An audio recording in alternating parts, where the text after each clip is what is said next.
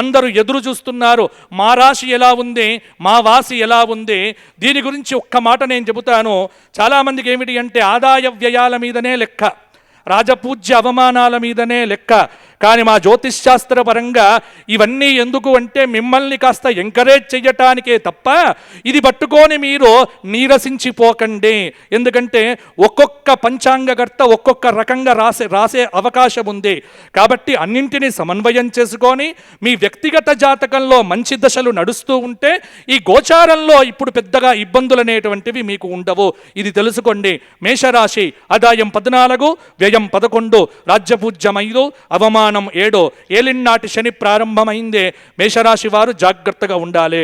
వృషభ రాశి ఆదాయం 8, వ్యయం 5, రాజ్యపూజ్యం 1, అవమానం 3. వృషభ రాశి వారికి పండింది పంట ఈ సంవత్సరము.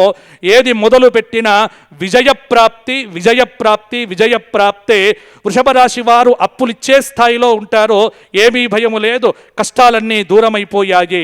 మిథున రాశి ఆదాయం 14, వ్యయం 2, రాజ్యపూజ్యం 3, అవమానం 6. మిథున రాశి వారికి ఈ సంవత్సరము మధ్యస్థ ఫలితాలు ఉండబోతున్నాయి. వృత్తి స్థానంలో ఉన్నటువంటి శని యొక్క ప్రాభవ వీక్షణం చేత కొంత శ్రమ ఉన్నప్పటికీ ఆరోగ్యాన్ని కాపాడుకుంటే మంచిది. కర్కాటక రాశి ఆదాయం 8, వ్యయం 14, రాజ్యపూజ్యం 7, అవమానం 6. కర్కాటక రాశి వారికి ఈ సంవత్సరము కొంత మంచి మార్పులే కలగబోతూ ఉన్నాయి.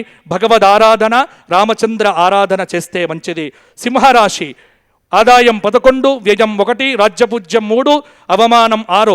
సింహరాశి వారికి ఈ సంవత్సరము కొంత అష్టమ శని యొక్క దోష ప్రభావం చేత ఇబ్బంది పడే ఆస్కారం ఉంది. కానీ ఏకాదశంలో ఉన్న గురువు యొక్క అనుగ్రహం చేత మంచి పనులకు డబ్బులు ఖర్చు పెడతారో బాగుంటుంది. కన్యారాశి ఆదాయం 14, వ్యయం 2, రాజ్యపూజ్యం 6, అవమానం 6. కన్యారాశి వారికి ఈ సంవత్సరం గతం కంటే బాగుంటుంది. మంచి ఫలితములతో ముందుకెళ్తారు.